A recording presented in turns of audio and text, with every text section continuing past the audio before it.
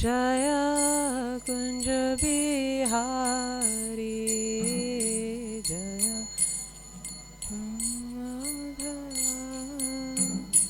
Jaya Kunja Bihari Jaya Radha Madhava Jaya Kunja Bihari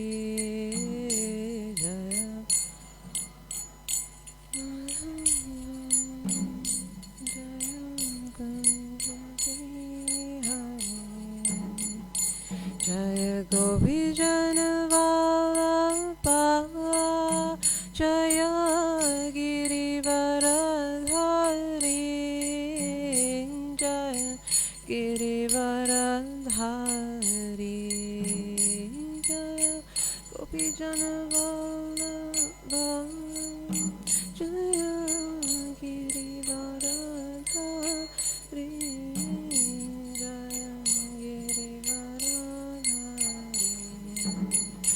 Jaya Yashodanandana Jaya Brajajanaranjana Jaya Yashodanandana Jaya Brajajanaranjana Jaya Yamunatiravanachari Jaya Kunja Bihari Jaya Kunja Bihari Jaya Yamunatiravanachari Jaya Kunja Bihari Jaya Kunja Bihari Jaya Radha Madhava Jaya Kunja Bihari Jaya Radha Madhava Jaya Kunja Bihari Jaya Radha Madhava Jaya Kunja Bihari Jaya Radha Madhava Jaya Kunja Bihari Jaya Gopi Janavallabha Jaya Girivaradhari Jaya Girivaradhari Gopi Janavallabha Jaya Girivaradhari Jaya Girivaradhari Jaya Yashodanandana Jaya Brajajanaranjana Jaya Dana Jaya Brajajanaranjana Jaya Yamunatiravanachari Jaya Kunja Bihari Jaya Kunja Bihari Jaya Yamunatiravanachari Jaya Kunja Bihari Jaya Kunja Bihari Jaya Radha Madhava Jaya Kunja Bihari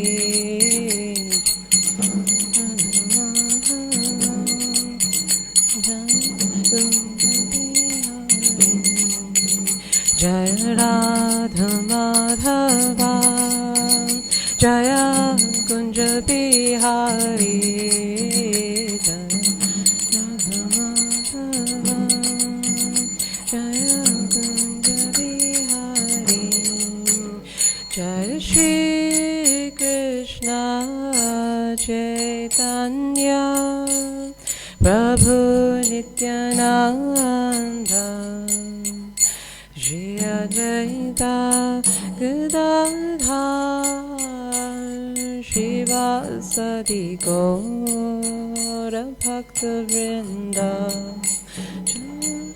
Shri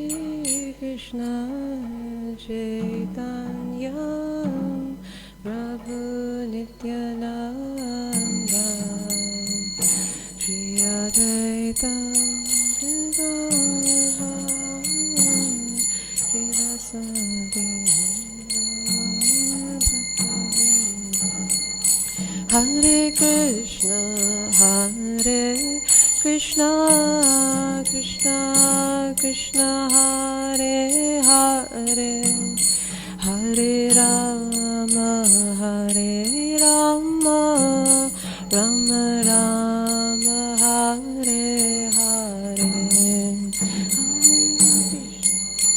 Hare Krishna, Krishna Krishna, Hare Hare,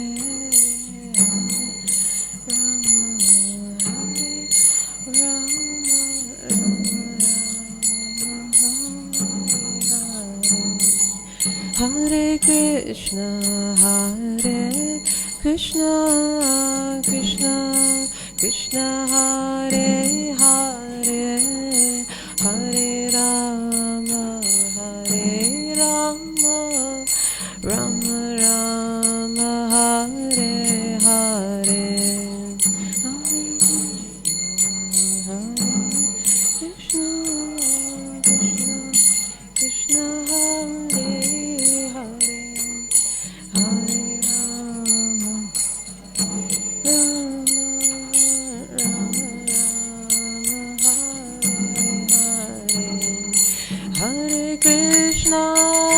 Hare Krishna, Krishna Krishna, Hare Hare, Hare Rama,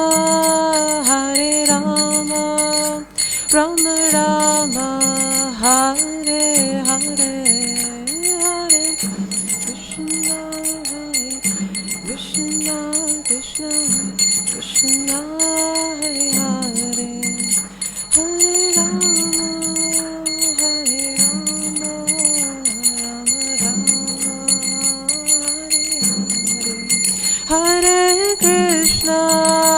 Hare Krishna, Krishna Krishna, Hare Hare, Hare Rama, Rama Rama, Hare Hare, Hare Krishna, Krishna Krishna, Hare Hare, Hare Rama, Rama Rama,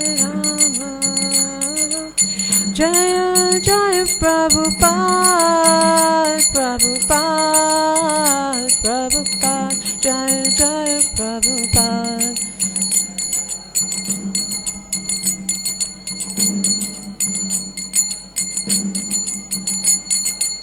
Nitai Gaura Hari Bol, Hari Bol, Hari Bol, Nitai Gaura Hari Bol.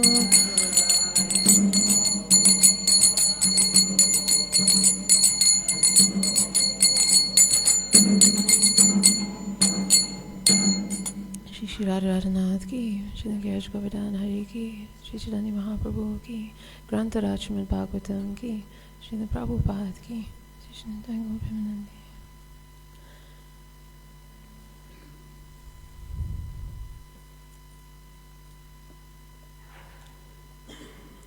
Hare Krishna, everyone. Thank you all so much for the service this morning. We're reading from Srimad Bhagavatam, Canto 4, entitled Prithu Maharaj Milks the Earth Planet. We'll be reading from Canto 4, Chapter 18, titled Prithu Maharaj Milks the Earth Planet, and we'll be reading texts 25 and 26. Om Namo Bhagavate Vasudevaya.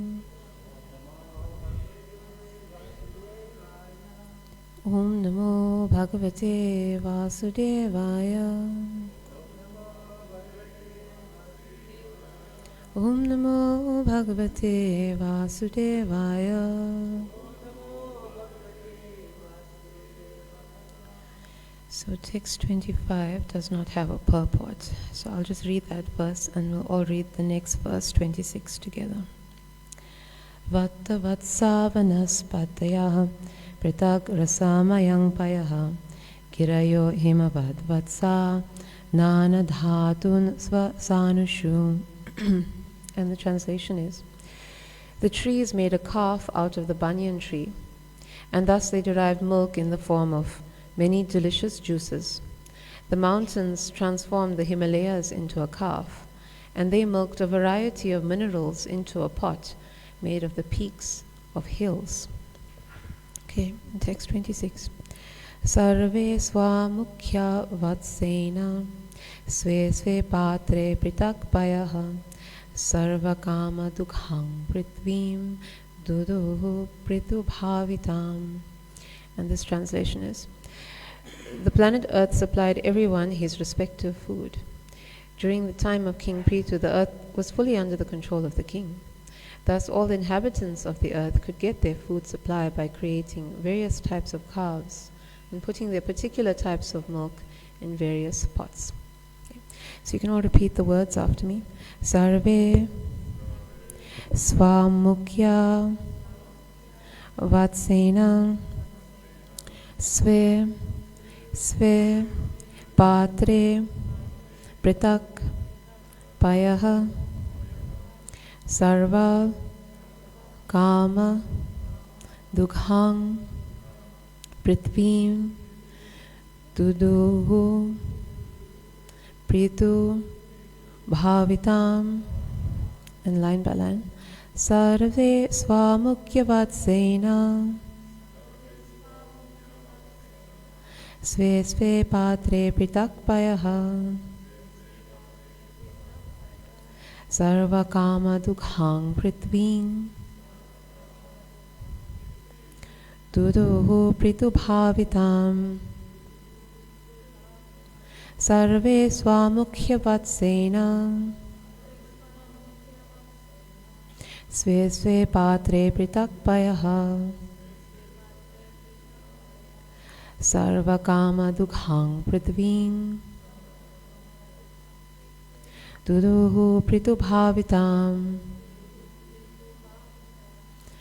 Anyone like to read the verse?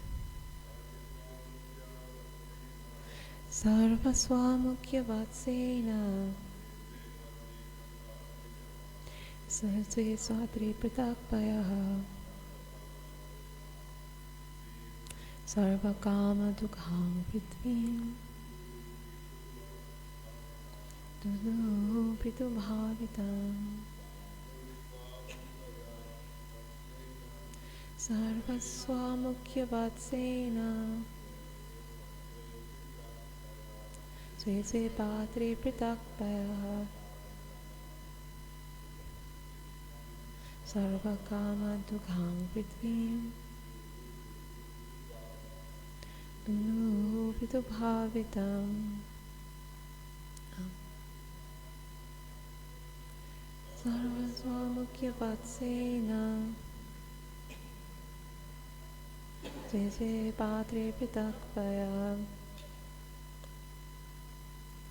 Sarva Kama Dukhang Prithvim Dudu Pritubhavitam. Mataji. Sarva Swamukhya Vatsena Sve Sve Patre Pritakpayaha Sarva Kama Dukhang Prithvim Dudu Pritubhavitam. Sarva Swamukhya Vatsena Sve Sve Patre Pritakpayaha Sarva Kama Dukhang Prithvim Dudu Pritubhavitam. Okay, so we can read the word by word translation. Sarve, all.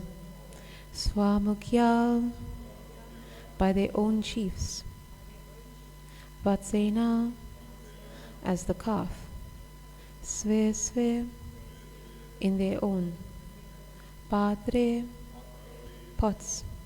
Pritak, different. Payaha, milk. Sarvakama, all desirables. Dugham, supplying as milk. Prithvim, the planet Earth. Dudu, milked out. Pritu Bhavitam, controlled by King Pritu. In translation, the planet Earth supplied everyone his respective food. During the time of King Pritu, the earth was fully under the control of the king. Thus all the inhabitants of the earth could get their food supply by creating various types of calves and putting there particular types of milk in various pots. So that translation and the purport is by His Divine Grace A.C. Bhaktivedanta Swami Srila Prabhupada. Srila Prabhupada ki. The purport is, this is evidence that the Lord supplies food to everyone, as confirmed in the Vedas, Eko Bhavanang Yo Vidadati Kaman. Although the Lord is one, He is supplying all necessities to everyone through the medium of the planet Earth. There are different varieties of living entities on different planets, and they all derive their eatables from their planets in different forms. On the basis of these descriptions, how can one assume that there is no living entity on the moon? Every moon is earthly, being composed of the 5 elements.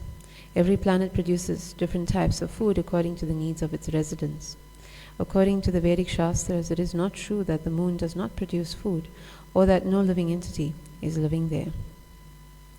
Om Gyanat Mirandasya Ginangina Shalakaya Chakshuranminitam Yeda Tasmai Shri Gurave Namaha Shri Chaitanya Manobhishtam Stapitam Yena Bhutale Swayam Rupakadam Mahyam Dadati Swapanantikam Namo Om Vishnupadaya Krishna Prestaya Bhutale Srimati Bhaktivedanta Swami Niti Namine Namaste Saraswati Deve Gauravani Pacharine Nirvishesha Shunyavadi Paschatya Deshatarine Jai Shri Krishna Chaitanya Prabhu Nityananda Shri Dvaita Gadadhar Shivasani Gaura Bhakta Vrinda Hare Krishna Krishna Krishna Hare Hare Hare Rama Rama Rama Hare Hare Vanshakapatarubhyascha Kripasindhabhye Vacha Patitanam Pavanebhyo Vaishnavebhyo Namo Namaha.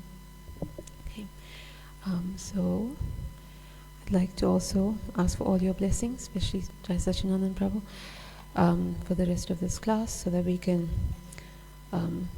derive the understanding and mercy from what we're reading.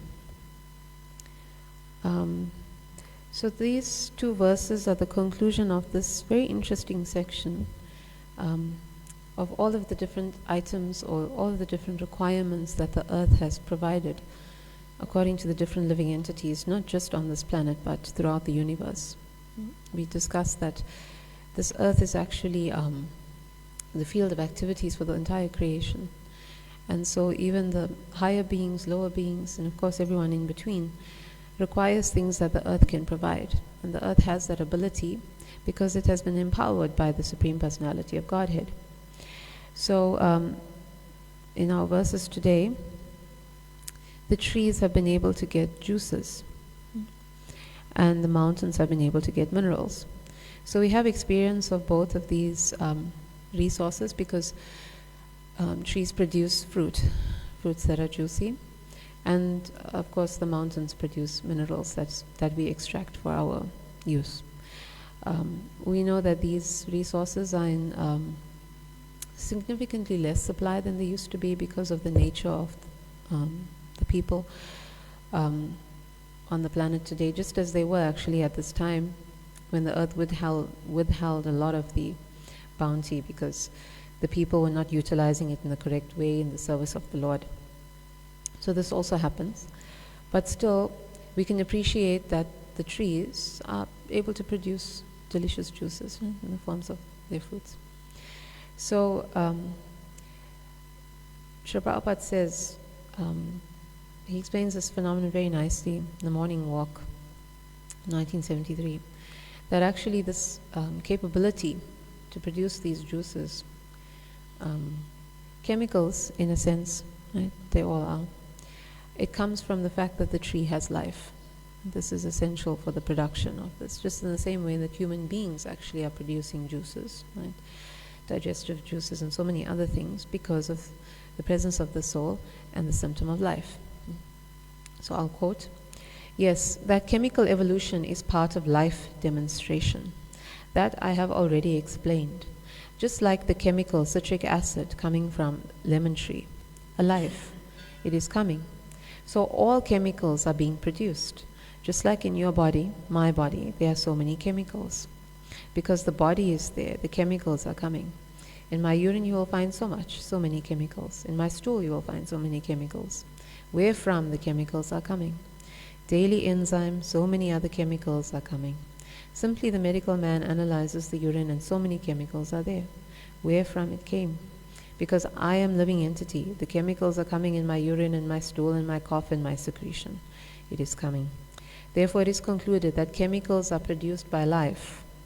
Not life is produced by chemicals." So this is quite obvious, because no dead body, no dead tree, no dead entity of any species is able to produce secretions, juices. Right? The chemicals and the substances that are needed, right, for life to be sustained. So we understand that even though the earth is actually the source of the bodies of the living entities, right, this much we have seen, as well as all the bounty, that life has been placed by Krishna into the earth. Not just the earth, but we'll read how that life has been placed in all planets. In the same way we've often discussed, or Srila Prabhupada has often stated, that life is placed by the father into the womb of the mother, and so the living entity is able to be born.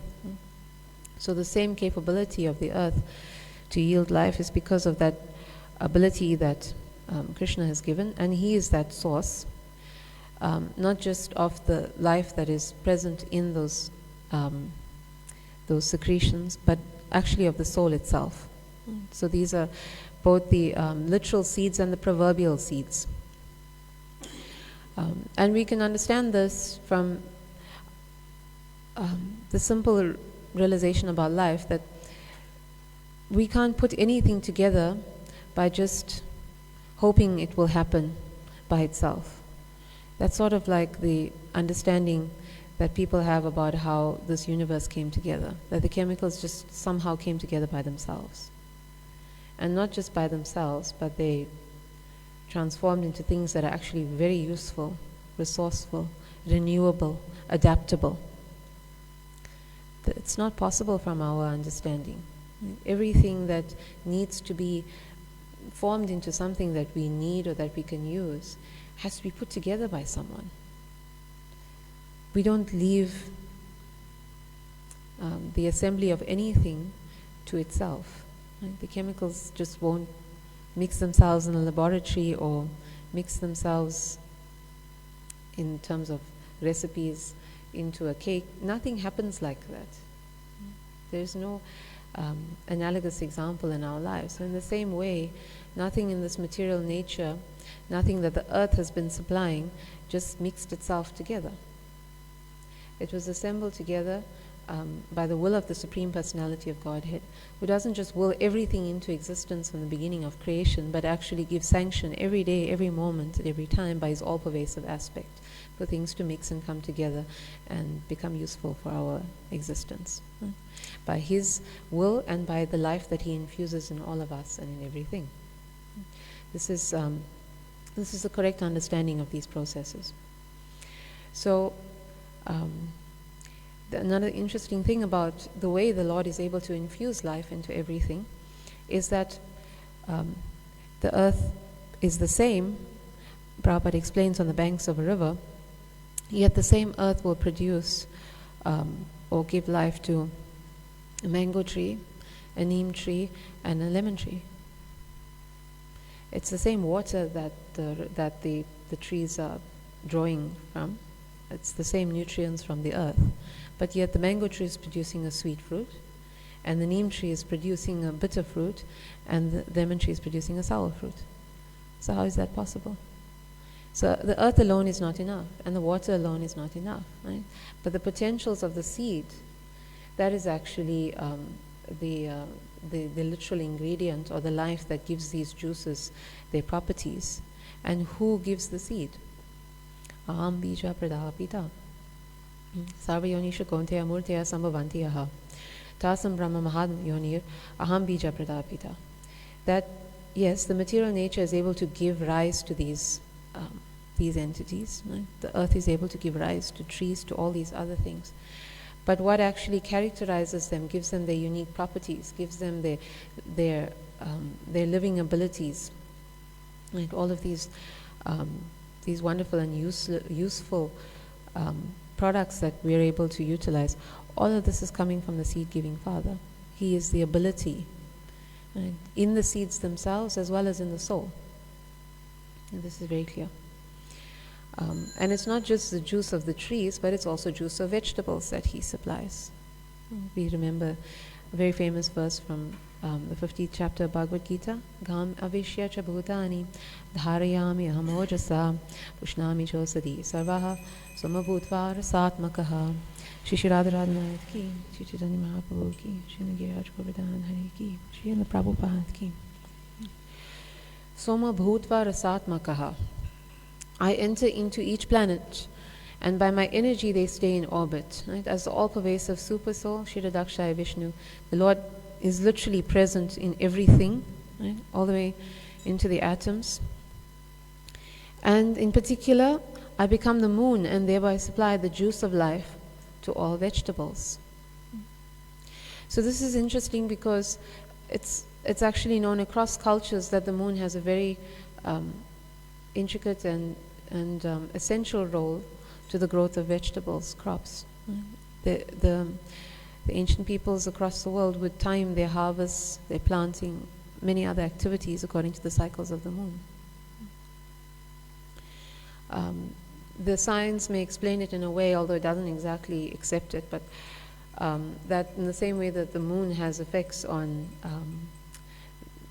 because of the moon's gravitational effects, it causes the tides, it affects the levels of water in bodies of water, but also in the soil content and the water levels within the sap of the vegetables. So what's the sap? The juices. Juices, rasatmakaha, rasa. And who supplies that? Krishna is supplying it through the moon. He is the ability in the moon to be able to increase the juiciness of these vegetables. And so we may also think to how when something is plucked before it should be plucked, even though that's just the common practice today because of needing to transport fruit and vegetables across cities, even countries. We got green beans from Mozambique the other day, something like that. It's not as juicy, right, as if you grow it till it ripens naturally, or it matures naturally because it's gotten that full benefit of the moonshine. We can't artificially, we can ripen these things, but we can't increase the juiciness, the sweetness, the relish of it, right? Because we simply don't have that ability. It comes from Krishna and the moonshine. So Krishna is giving the ability to all beings, to the planets themselves, to be able to do these things. So there's a nice reciprocal relationship we see between the moon and the earth, that the moon is able to give juiciness to the vegetables. And we read a few weeks ago that the earth gave the soma ras, which the moon planet actually requires, the denizens of the moon planet. So all these planets, because they're sustained by the Lord, because He's giving them the abilities, because they're situated on His universal body, they're all cooperating together to make sure that everything is provided as necessary for the living entities. And everything is provided. Based on some of the moon explorations, people may find it surprising that the moon is able to produce anything the way verse 26 says, right? But Srila Prabhupada says that that's because we actually don't have the full experience of the moon. That's why. So he gives a very nice example. It's another morning walk in 1973. Dr. Singh is speaking. Because the scientists haven't detected any water on the surface of the moon, they concluded that no life could survive there. And Srila Prabhupada says, They haven't seen the whole surface of the moon. Suppose someone were to come here from another planet, drop into the Arabian desert, and then return home. It's a nice way of explaining it. Could he come to a complete conclusion about the nature of the whole earth? His knowledge would not be complete. Okay. So assuming that they could reach the moon, they just didn't get the full experience of it. So then Karandar says, they have a device that senses water. They say they've had it orbit the moon, and they've concluded that the moon has no water and therefore no life. So Sri Prabhupada says, even if as on the sun there is apparently no water, still there are living entities there. How does a cactus grow in the desert apparently without water? So Karandar says it gets water from the atmosphere. So in the same way, all these different planets are able to produce all the resources needed for the living entities on those planets as suitable to those living entities.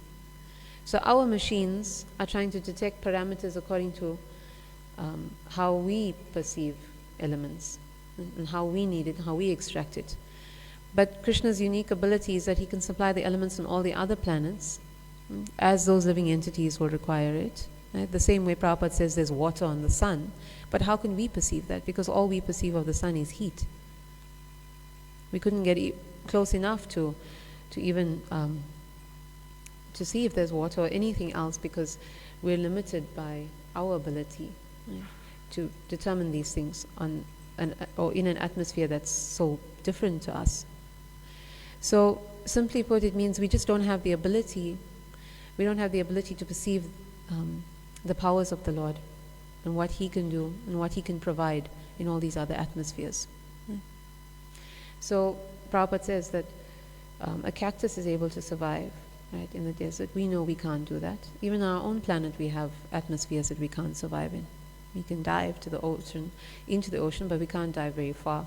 We need specialized equipment. Still, we can't live there. Right? If we are able to bring some creature out of some other environment, we have to create a similar environment for it in our homes or in that space that we want it to live in. We can't change it to our environment, our atmosphere. So even though we can make fish theoretically live on land, they're living in water. You can't actually literally make them live on land, the same way we can't live in the sea. So Krishna is placing all these living entities in all these different conditions, and He is making sure that they are all provided for, even if we can't perceive that this is actually happening. And then Srila Prabhupada says, yes, because the atmosphere contains all the elements needed to sustain life. Earth, water, fire, air, and ether. In anything material, all these elements are present. Anything material. For example, in my body there is water, although you cannot see it. Similarly, you don't see fire in my body, yet my body is warm. Where does this warmth come from? You don't see any fire. Do you see any fire burning in my body? Then where does the warmth come from? What is the answer? So, simply put, if something is not visible to us, it doesn't mean that it doesn't exist. And like the concept of water, we know that our bodies are quite a significant amount of water.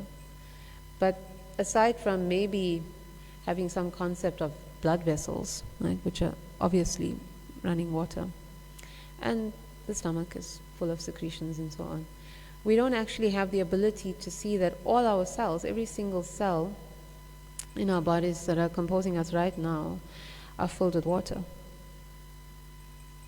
Cells are just units of water with many different specialized organelles or little organs of activity that are floating around in it. And water is so essential for them to be able to function. So even though we can't see this, we can take it on authority that this is true. In the same way we're expected to take on the spiritual authority that it's true that these elements are existing everywhere. So this is a scientific fact. And Prabhupada is saying that it's not just water, but of course every other element that's present within us, and in everything else in creation, to various degrees. There are things the other things that we don't see that we accept. We accept air, we can't see it. We accept that there's space, we can't see that. So it is like that. All the elements are actually present in everything that exists. So besides these 5 gross elements, right, there's also 3 subtle elements. The subtle elements are also present everywhere. Srila Prabhupada speaks about that, another morning walk. All matter is a combination of 5 gross elements, earth, water, fire, air, and ether, and 3 subtle elements, mind, intelligence, and false ego, Karandar. According to the Vedic science, material energy begins with the false ego and then develops into the intelligence, then the mind, and then the gross elements, ether, air, fire, and so on. So the basic ingredients are present in all matter. Is this right? So we're adding another layer. Besides the 5 gross elements being present in everything, the 3 subtle elements are also present in everything, mind, intelligence, and false ego. Then Srila Prabhupada said, yes, the creation of the material universe is like the growth of a great banyan tree from a tiny seed.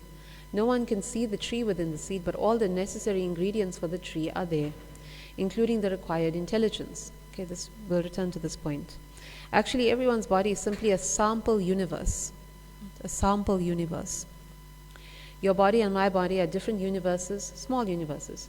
Therefore, all 8 material elements are present within our bodies just as they are within the whole universe. Similarly, an insect's body is another universe. So some of us may be familiar with these concepts of a microcosm and a macrocosm. And this is known as a philosophy introduced by the great Greek philosophers, Pythagoras, Plato, and others who followed them. But of course, Prabhupada is speaking about the same thing. So just to summarize, just a little bit about that. But the microcosm basically is a representation. It's a small order of the great order of the universe. This is how it's explained, and we can make inferences based on what happens in the small body, the microcosm, about what will happen in the great body, right, the macrocosm, the universe. And what's very important about this, about these philosophers, what they understood from this, was that in the same way our body is alive, they believe that the entire universe is actually alive. That's the inference they drew from that. And in the same way they actually believed in the existence of a soul that's animating these bodies of elements. They believe in a supreme soul that's in control or alive in this entire universe. And so it's a very nice philosophy that's actually rooted in this Vedic thought. Okay. So it has implications for physiology as well, right? In the same way that the planets out in the universe are affecting each other, they're affecting us. They're affecting our bodies, they're affecting the bodies of the plants and so on. So many things that we can understand from these philosophies. So this makes a lot of sense that in the same way that this universe has arisen from Krishna right at the beginning of creation, Karandar was speaking about it. The Lord has created all of these different elements. All of these different elements have also assembled together to perform our bodies under the guidance of the Supreme Lord. So the Lord first brings all of these elements, both subtle and gross, into existence. This comes directly under His control, and it's called the primary creation, or Prakrit. We discussed this also a few weeks ago. So the Prakrit creation is that of the entire universal consciousness, right? Mahatattva, the false ego, the sense elements and all of the elements and all of the senses that perceive those elements, the knowledge ability, the ability of activity, and ignorance. Right? Those 6 initial stages of creation are all taken care of by the Supreme Personality of Godhead. These elements and subtle and gross are His energies. Right? Bhumi Rapal Nanovayu, Kamana Buddhi Revacha. So He takes charge of that. But then He creates Brahma out of intelligence, believe it or not. There's a very nice verse that explains this. Canto 5, chapter 17, text 22 and 23. From that Supreme Personality of Godhead appears Lord Brahma, whose body is made from the total material energy, the reservoir of intelligence, predominated by the passionate mode of material nature. And so He requires so much intelligence that His body has to literally be composed of intelligence. And then because of that, He's empowered by the Lord to take on the secondary creation. The secondary creation just requires the assembling of all the ingredients that Krishna created in the primary creation. Not so difficult. So he puts those together in the form of plants, lower animals, human beings, and demigods. Many, many species of these entities, but essentially these four categories. And this phase of creation is secondary and it's called Vaikrit. So Prakrit and Vaikrit. So in the same way that Brahma is composed of intelligence, as our ability decreases, let's say, or needs decreases, then the intelligence that we require also decreases.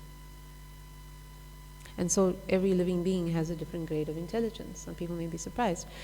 Doesn't mean plants, trees, animals do as well, and that is absolutely true. We'll read from another morning walk exam. Srila Prabhupada. All living entities possess the required intelligence to execute 4 principles: eating, sleeping, sexual intercourse, and defense. These 4 principles exist even in the atom. Srila Prabhupada actually said in another morning walk that all of these 8 elements are present in the atom.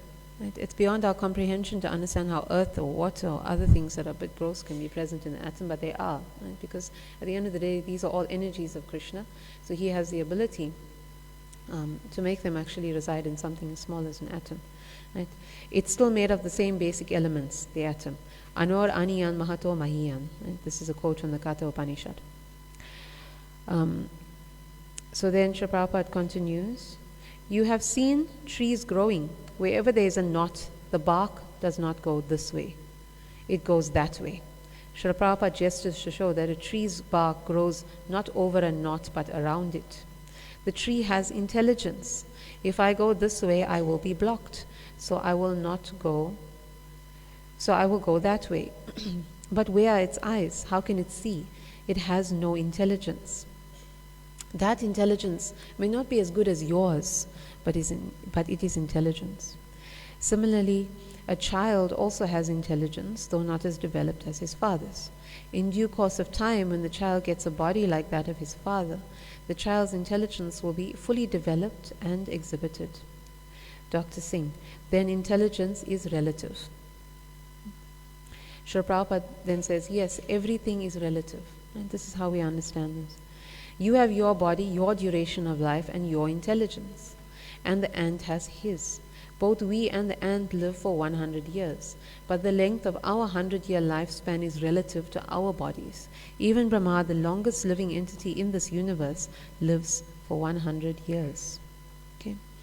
So this is how we can appreciate the ability of all elements to be existing everywhere at all times, in every part of this creation. Right? It's done by Krishna's inconceivable energy. It's done in proportion or relative to the place, to the entity, to the time, to the activity that is required. All of this is fine-tuned so amazingly. And still we say that there's no intelligence behind it, no higher intelligence. It's pretty amazing. So now we can understand why, if a being like Brahma is composed of intelligence, or primarily of intelligence, because we've read now that in all forms actually are composed of all the elements, right? But he is predominantly intelligence.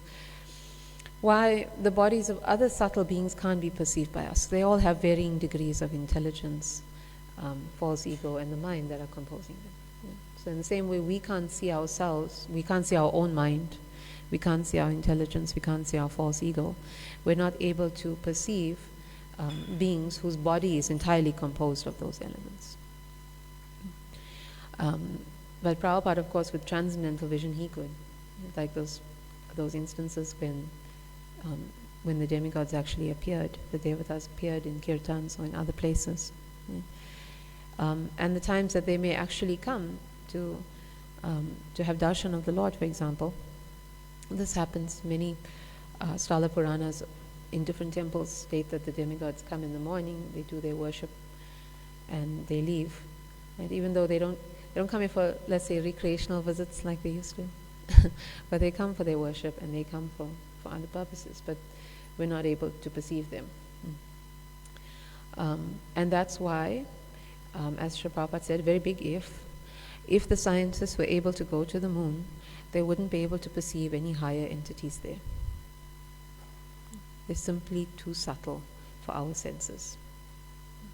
We cannot then say, though, that they don't exist. Because of that famous joke, doesn't mean if I can't see your mind, it means you don't have one.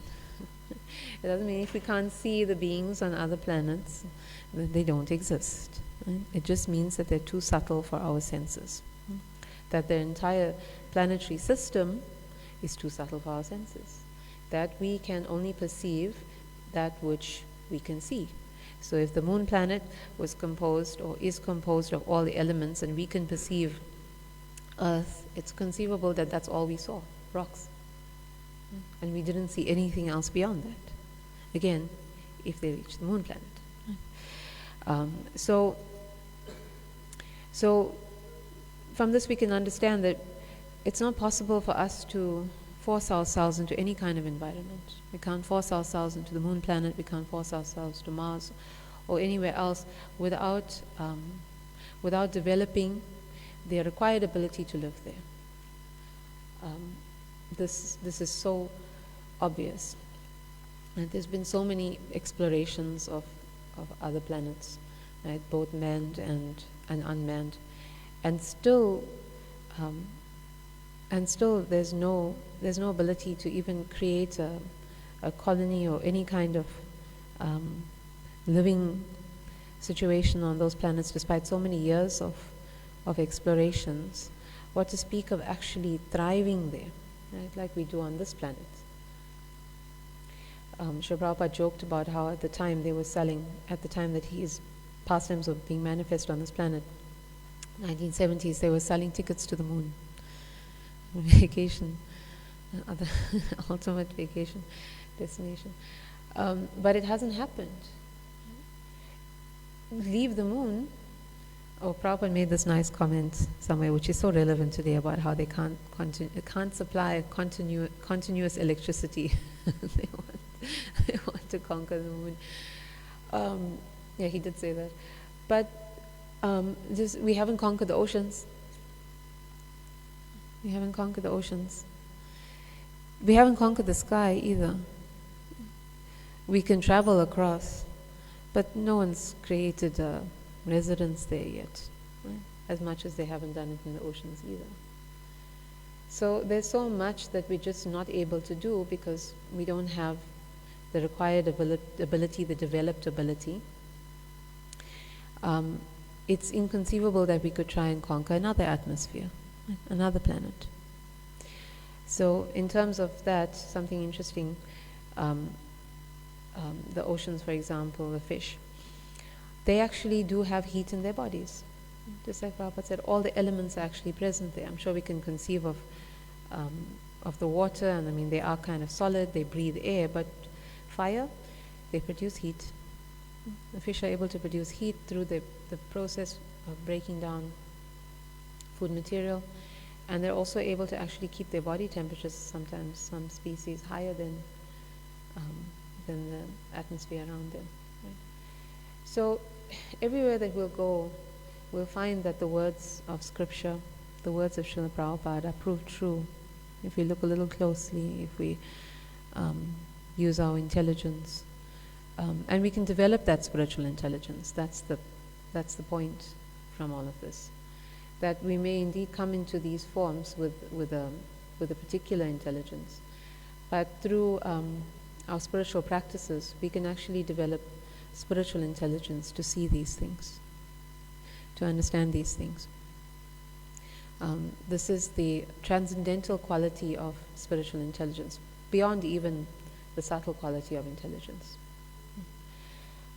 We may not be able to develop more subtle intelligence, but we can definitely go beyond that through spiritual practices and develop transcendental intelligence, and that gives us the ability to understand everything as it is. And before we get there, we have the words of, even afterwards, but before we get there, before we have that required intelligence, we get our understanding from our spiritual resources, the books of spiritual masters, and we take their words for granted. There were a lot of people who doubted Srila Prabhupada. Right? We remember that. There were a lot of people who doubted him, particularly on this issue of the moon and what they had actually achieved. But how many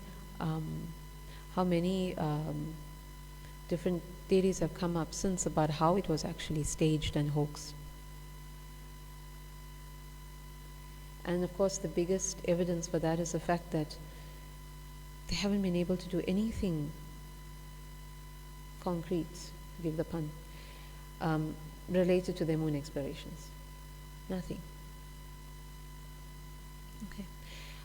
So from those doctored images to so many other things.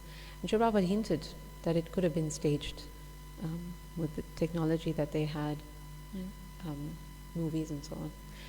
So the point is, we see everything through the infallible eyes of Shastra, through the infallible eyes of the Acharya and those who follow the Acharya.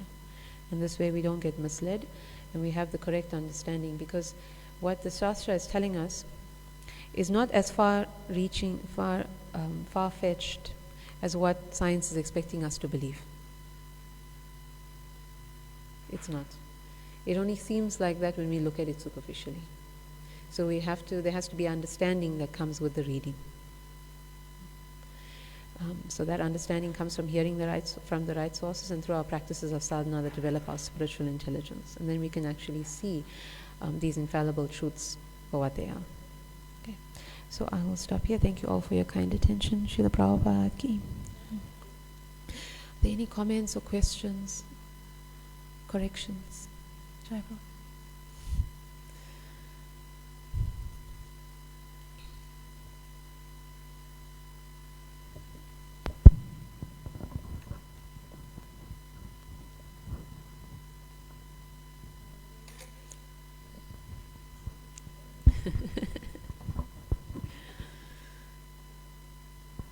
Hare Krishna. I was just thinking about, you're saying the scientists, because they cannot see God, they don't believe in God, right?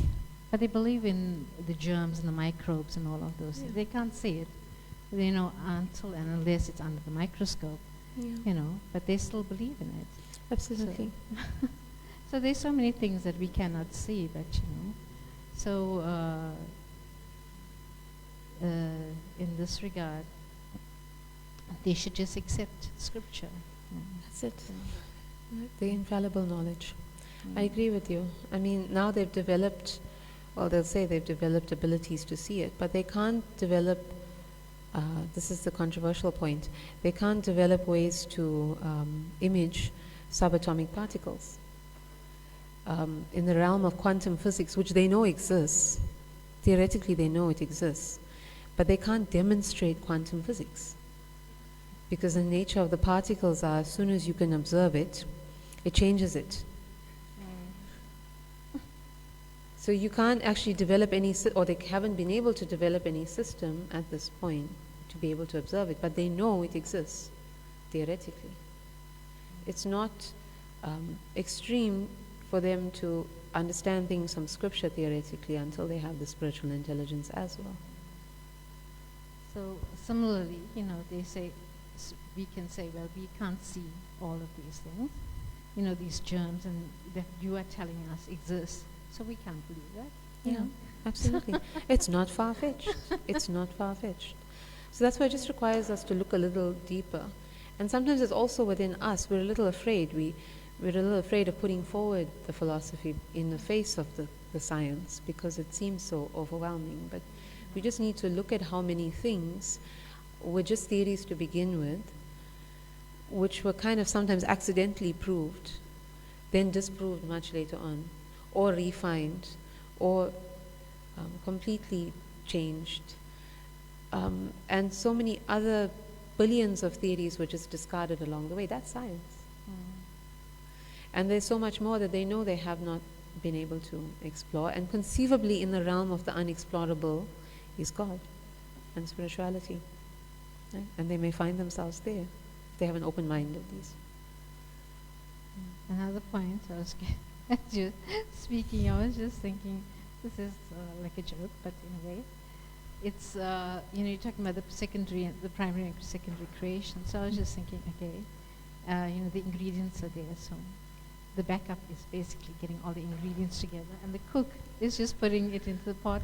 So it's basically the backup is like the primary creator, and the cook is the secondary creator because he's making the sabji. That should make all backups around the world feel much better about their services. Backups key. No, it's true. It's very true. I mean, Brahma gets the reputation of being the creator, but he's just putting together everything that Krishna created, all the ingredients. It's true, and that Krishna doesn't leave that to anyone else. This primary creation, I'm the only one who can do this. Right? If you want to do something right, just do it yourself. I got this. You can take over. But even then, Brahma needs to be empowered. He doesn't wake up and have the ability. He has to do a lot of penance. And he gets the blessings and the mercy and the empowerment, and then he can do it. It says a lot. Thank you. Any other comments, questions? Thank you so much for that, Maharaj. Okay, Srila Prabhupada ki.